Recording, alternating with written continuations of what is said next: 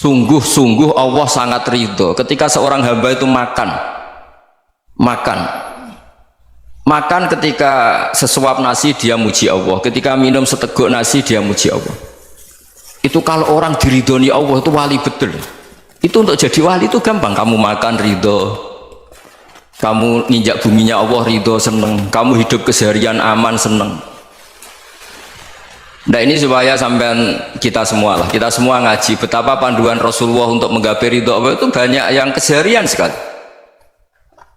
Saking kesehariannya banyak dalam hadis dan itu sahih. Nabi menyebut hal-hal yang keseharian. Hatta ma tas'alu fi fimra'atika, kamu punya uang kemudian istri kamu bisa makan, itu ibadah. Bahkan sebagian ibadah itu dicontohkan Nabi yang akhirnya diprotes sahabat, yaitu wa fi buti ahadikum sedekah, kamu menggauli istri kamu itu ya sedekah. Sampai sahabat bilang, yang benar ya Rasulullah, ayati ahaduna syahwatahu wa huwa lahu ajrun, masa urusan biologis, urusan syahwat kemudian dia dapat pahala. Nabi menjawab, alaysa law wada'aha fi haramin akana alaihi wisrun, bagaimana kalau dia meletakkan ke yang tidak benar, itu kan dosa. Nah, hal-hal seperti ini yang saya ingin teman-teman semua saya juga agak ingin ngaji demi anda juga agak ingin. Itu dosa sekali ngaji kok pesanan kelompok tertentu itu nggak boleh. Islam itu untuk semua. Jadi ya cuma karena di depan saya jenengan ya seakan-akan jenengan korbannya. Itu ada ilmunya dalam usul fikih itu. Jadi orang itu harus ngaji usul fikih. Nama yang disebut, mungkin Mas Sufyan masih ingat zaman ngaji usul fikih, nama yang disebut itu tidak jaminan sebagai prioritas perintah. Jadi misalnya gini, kebetulan yang di depan Nabi itu Abu Dzar, Nabi ya bilang, ya Abu Dzarin ini uhibbuka misalnya, atau ya Mu'ad ini uhibbuka, atau ya Abu Hurairah ini uhibbuka misalnya. Banyaklah riwayat yang Nabi nyebut ya Abu Dzarin, ya Mu'ad, ya Abu Hurairah. Kemudian misalnya Nabi meneruskan khitab, ini uhibbuka, saya mencintai kamu, fakul dubur sholatin, atau sebagian riwayat disebut fala tada'anna dubura kulli sholatin Allahumma inni ala dzikrika wa syukrika wa husni ibadatik. Saya mencintai kamu, siapa saja, Mu'ad bisa, Abu Dzar bisa sahabat. Saya mencintai kamu, mohon kalau habis sholat kamu jangan lupa wiridan Allahumma inni ala dzikrika wa syukrika wa husni ibadatik. Ya Allah, tolong kami permudah supaya mudah ingat engkau. Anda tidak bisa mentang-mentang, wong nama saya Parmin, nama saya Purnomo, itu yang diperintahkan Mu'ad misalnya. Jadi yang disebut satu, tapi khitab itu untuk siapa saja. Saya teruskan ya. Jadi saya mohon semua kita melakukan kebaikan itu, kalau dalam kaidah fikih disebut al yakin la yuzalu bisyak. Banyak kebaikan yang kebenarannya itu 100%, tidak punya efek samping ke pihak lain, ke kelompok lain, ke komunitas lain. Yaitu tadi misalnya Anda makan dan itu murah sekali, hanya butuh satu piring, setiap punyaan kamu muji Allah, setiap minum kamu muji Allah. Itu redaksinya Rasulullah SAW disebut Allah sangat ridho ketika seorang hamba makan kemudian dia memuji Allah, atau minum kemudian dia muji Allah. Logikanya gampang, negara seperti ini yang kamu harapkan bentuknya kayak apa, mertua, ipar, komunitas, tetangga, itu nyata terjadi itu kan belum pasti. Sementara yang mesti terjadi adalah kamu butuh makan, kalau tidak mati, butuh minum, kalau tidak mati, butuh bumi yang nyaman ditempati, kalau tidak kita juga mati. Sebab itu Allah kalau menyebut nikmatnya itu hal-hal yang keseharian. Alladzi at'amahum min ju'. Allah itu siapa?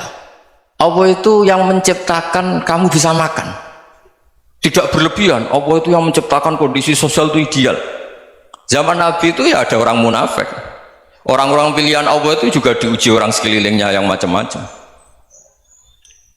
Semua diuji sesuai konteks zaman dan waktu. Nah, tapi ada ibadah-ibadah yang selalu disarankan Nabi. Sampai Nabi itu pernah ditanya, ayul islami khairun ya Rasulullah, Islam terbaik itu gimana? Jawaban Nabi itu unik, itamu to'am, Islam terbaik itu ya makan-makan, yang santai-santai. Ketika Allah menyebut beberapa kebaikan, falak tahamal aqobah, wa ma adrokan apa? Mal aqobah. Terusannya apa? Fakku rokobah. Terusannya apa? Au it'amun fi yaumin di masubah. Ya, atau acara makan-makan itu juga Islam. Kenapa? Ya bayangkan kalau tidak ada makanan, kita mati kan? Kondisi sosial tidak ideal tuh Anda masih gak apa-apa, tapi kalau Anda tidak makan, Anda tidak minum, Kamu punya istri cerewet masih bisa hidup, punya mertua cerewet masih bisa hidup. Tapi kalau tidak makan bisa mati. Berarti penting mana istri sama makan? Penting mana? Makan. Semoga istri Anda dengar. Nanti kamu disuruh makan tapi pulang deh. Itu kalau dibahasakan makan masih memahami. Penting mana nasi satu piring dengan istri? Nggak ada nasi mati, nggak ada istri belum mati. Penting mana? Gak berani jauh kan? Nah, ternyata Anda ada garang kan di depan istri. Jadi saya mohonlah, mungkin Mas Sufyan Sauri tadi yang bisa bantulah teman-teman tuh ngaji yang keseharian saja. Karena kita nyari ridha Allah itu berdasar firman Allah, dan firman Allah itu menyebut keseharian tuh riang gampang. Yaitu tadi misalnya wa min ayatihi manamukum bil laili wan nahar. Termasuk ayat-ayat Allah itu kamu tidur. Maka dulu itu ada guyonan, ada tokoh Mu'tazilah, kelompok dalam Islam yang berpikir manusia itu bisa menentukan ikhtiarnya sendiri. Karena saya bisa duduk, ingin berdiri, berdiri. Karena kelompok ini nggak terima kalau semua kehendak Allah, nanti bagaimana kalau semua kehendak Allah kok ada hisab ya, ada sanksi. Lucunya itu dia akhirnya, ini cerita ya, mencintai seorang perempuan cantik sekali. Dan itu dia menjadi ahli sunnah itu oleh hal-hal yang sepele. Karena istrinya cantik, ya namanya suami istri hubungan intim. Terus ditanya, Mas masih ingin lagi? Masih. Silahkan diulang lagi. Wah ya tidak bisa. Katanya manusia bisa menentukan yang diinginkan. Itu tobat itu. Itu nggak bisa ditobatkan Mas Sufyan Ats-Tsauri. Orang cantik yang mudah nobatkan orang itu orang cantik. Segampang itu. Akhirnya kita tahu, makanya kalau dalam kitab Hikam itu disebut al-aqil mayyakul madza yaf'alu wa hubi wal ghafil mayyakul madza af'al. Orang yang punya akal karena sadar ini wilayah Allah, semua milik Tuhan, itu dia tiap hari berpikir besok Allah akan melakukan apa terhadap dunia ini.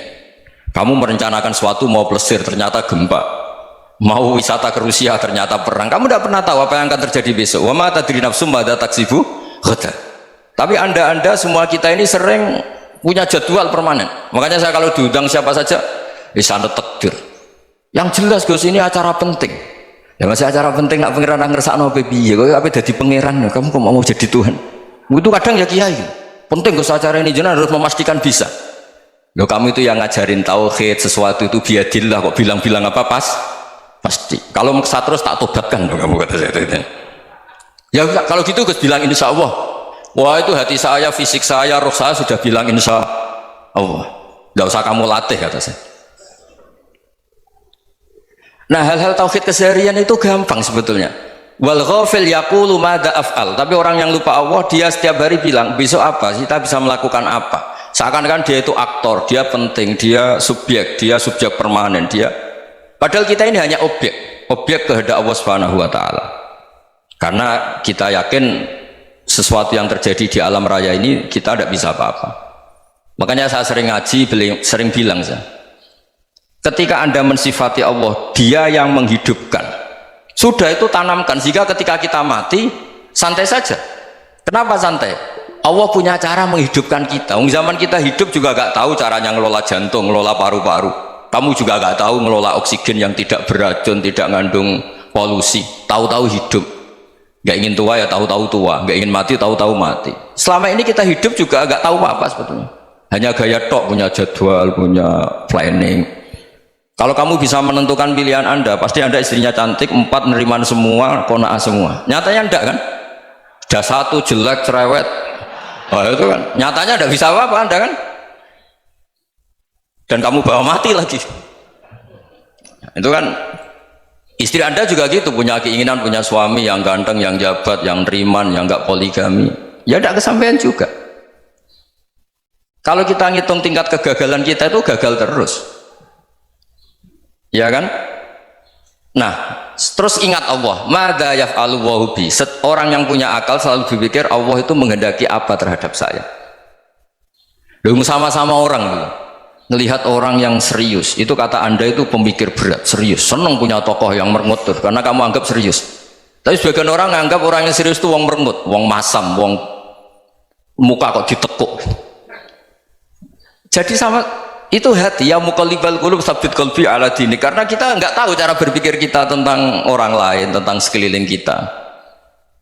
Misalnya kita orang baik yang jenis ngurmat fakir miskin, ada orang bangun masjid mewah itu janggal.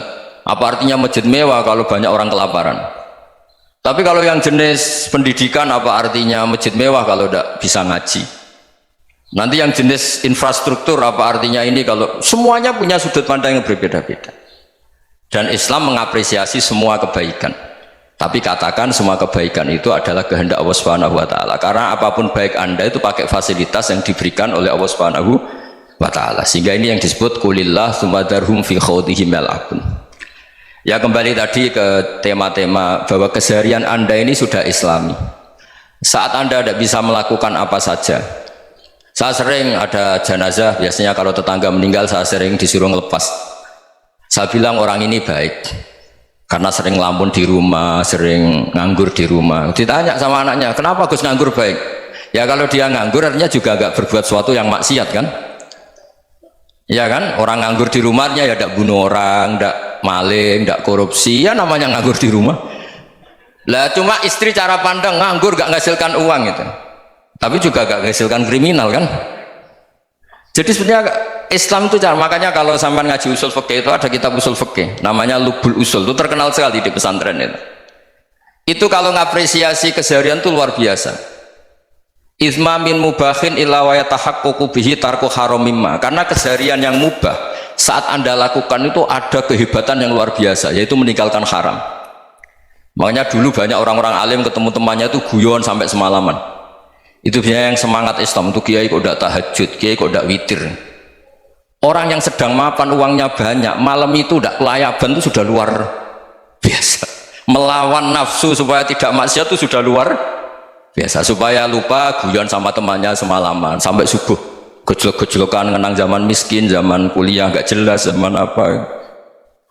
Melihatnya jangan tarkut tahajud seperti ini, meninggalkan tahajud, tapi meninggalkannya ini talkul muharramat. Jadi kayak apa hebatnya? Sehingga Imam Ghazali punya riwayat yang agak unik.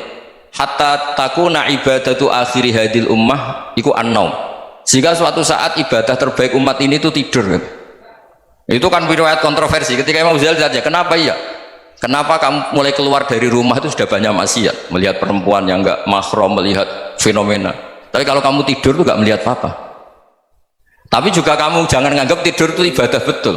Saatnya melakukan fardu ain malah masih tidur. Tapi itu sudut pandang yang menjadikan kita Islam itu gampang. Jadi saat Anda tidak bisa aktivitas apa-apa, misalnya ada beberapa orang yang lumpuh itu memang nggak bisa Jumatan, nggak bisa ibadah, tapi dia juga nggak bisa maksiat.